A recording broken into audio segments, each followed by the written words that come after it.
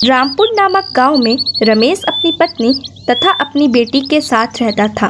उसकी पत्नी का नाम सावित्री था और उसकी बेटी का नाम सपना था। वे लोग बहुत गरीब थे।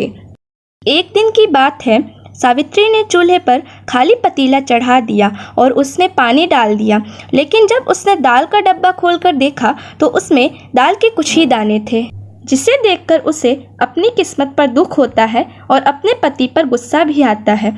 वो अपने पति को खूब बुरा भला सुनाने लगती है। घर में खाने पीने के लिए कुछ भी नहीं है और आप बस ऐसे ही बैठे रहना। काम धंधा तो कुछ करना नहीं है कि घर में 4 पैसे आए, जिससे घर परिवार भी अच्छे से चले और सपना का स्कूल में दाखिला भी हो जाए। मैंने सोचा था हम दोनों पति पत्नी नहीं पढ़े लिखे हैं तो क्या हुआ, हमारी बेटी पढ़ लिख कर कुछ बड़ा करेगी और हमारा नाम रोशन करेगी। लेकिन यहाँ तो 2 जून की रोटी के लिए भी पैसे नहीं हैं, तो स्कूल में दाखिला और पढ़ाई लिखाई तो दूर की बात है। हे भगवान, क्या होगा हमारा और हमारी बेटी का। सावित्री की बातें सुनकर रमेश को गुस्सा आ जाता है और वह बाहर चला जाता है। वहाँ उसे एक बूढ़ा आदमी लकड़ियों के गट्ठर के साथ दिखाई देता है, तो रमेश उस बूढ़े आदमी से पूछता है, अरे काका, क्या हुआ? यहाँ इन लकड़ियों के गट्ठर के साथ क्यों खड़े हो? इस पर वह बूढ़ा आदमी कहता है, अरे बेटा, क्या बताऊं, इन लकड़ियों को मैं जंगल से ला रहा हूं, लेकिन अब बहुत थक गया हूं। अब मेरे पास हिम्मत ही नहीं बची है कि मैं इन लकड़ियों को अपने घर तक ले जा पाऊं। अरे काका, कोई बात नहीं, चलिए मैं इन लकड़ियों को आपके घर तक पहुंचा देता हूं। चलो बेटा, चलते हैं। रमेश लकड़ी का गट्ठर उठा लेता है और उस बूढ़े आदमी के साथ उसके घर की ओर चल देता है। उस बूढ़े आदमी के घर पहुंचकर रमेश लकड़ी का गट्ठर रख देता है और कहता है, अच्छा काका, अब मैं चलता हूँ। इस पर वह बूढ़ा आदमी कहता है, थोड़ा रुक जाओ बेटा, फिर जाना। इतना कहकर वह बूढ़ा आदमी अंदर चला जाता है और थोड़ी देर बाद एक केले का पेड़ बाहर लेकर आता है और रमेश से कहता है, बेटा, वैसे तो मेरे पास तुम्हें देने के लिए कुछ भी नहीं है, लेकिन आज सुबह ही एक महात्मा जी मिले थे। उन्होंने मुझे एक केले का पेड़ दिया था और वो बोले थे कि ये कोई साधारण केले का पेड़ नहीं है, ये जादुई केले का पेड़ है। इसे लगाने से सभी परेशानियां दूर हो जाएंगी। वैसे भी मेरी कोई औलाद नहीं है बेटा, और मैं बूढ़ा भी हो चुका हूँ। तुम्हारे सामने तो तुम्हारा पूरा जीवन पड़ा है। इस पेड़ को तुम अपने यहाँ लगा लो बेटा। अरे काका, इसकी कोई आवश्यकता नहीं है, फिर भी आप इतने प्रेम से कह रहे हैं तो ठीक है, इस पेड़ को मैं अपने यहाँ ही लगा ले रहा हूँ। केले का पेड़ लेकर रमेश अपने घर की ओर यह सोचते हुए चल देता है कि पैसों की तंगी की वजह से मैं सावित्री और सपना को खाने पीने के लिए कुछ भी नहीं खरीद पाता हूँ।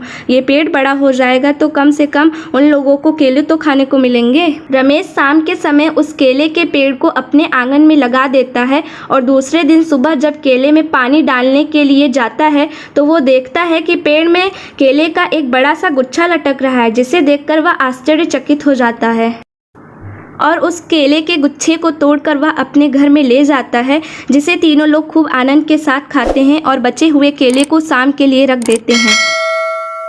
शाम को सपना बोलती है, मम्मी इस केले को रख दो, मैं कल सुबह खाऊंगी। तभी रमेश अपनी पत्नी से बोलता है, बचे हुए केलों को काका को दे आता हूँ, क्योंकि अब तो अपने यहाँ केले का पेड़ ही हो गया है, लेकिन काका बेचारे कहाँ पाएंगे केले।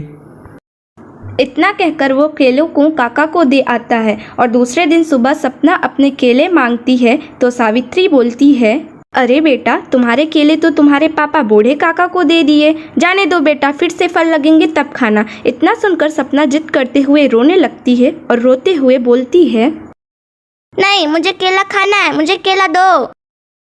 सपना रोते हुए केले के पेड़ के पास पहुंच जाती है और जब केले के पेड़ को देखती है तो उसकी खुशी का ठिकाना ही नहीं रहता, क्योंकि पेड़ में खूब सारे केले लटके हुए थे। और सपना वहीं से अपने मम्मी पापा को आवाज़ लगाने लगती है।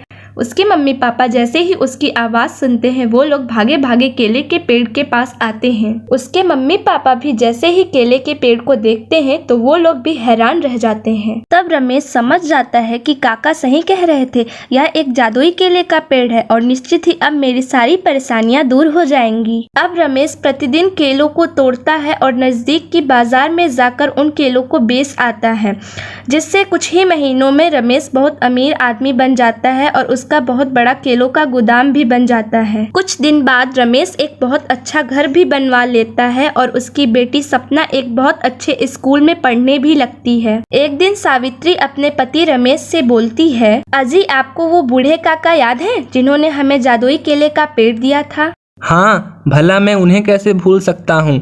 आज हमारे पास जो कुछ भी है वो सब कुछ उनके द्वारा दिए गए जादुई केले के पेड़ की वजह से ही तो है। हाँ, आप बिल्कुल सही कह रहे हैं। तो मैं सोच रही थी कि बूढ़े काका की अपनी कोई औलाद नहीं है, तो उन्हें हम अपने घर ही क्यों ना ले आए। हाँ, यह तो बहुत ही बढ़िया विचार है। चलो हम उन्हें लेने आज ही चलते हैं। इतना कहकर रमेश अपनी पत्नी और अपनी बेटी के साथ बूढ़े काका के घर पहुंच जाता है और उनसे आग्रह करता है और कहता है, काका अब आपकी उम्र बहुत ज़्यादा हो गई है, इसलिए हम लोग आपको अपने घर ले चलने के लिए आए हैं। आपकी अपनी कोई औलाद नहीं है और हमारे माता पिता नहीं हैं, तो आप मुझे अपनी ही औलाद समझिए और आप हम लोगों के लिए पिता तुल्य तो हैं ही, और सपना को दादाजी भी मिल जाएंगे। अरे नहीं बेटा, मैं यहीं ठीक हूँ। हमारा आशीर्वाद तुम लोगों के साथ हमेशा रहेगा, लेकिन मुझे यहीं रहने दो बेटा। दादू दादू चलिए ना हम लोगों के साथ। सपना की जिद के आगे बूढ़े काका को मजबूर होकर रमेश के घर आना ही पड़ता है और बूढ़े काका के आने की वजह से रमेश के घर में खुशहाली आ जाती है।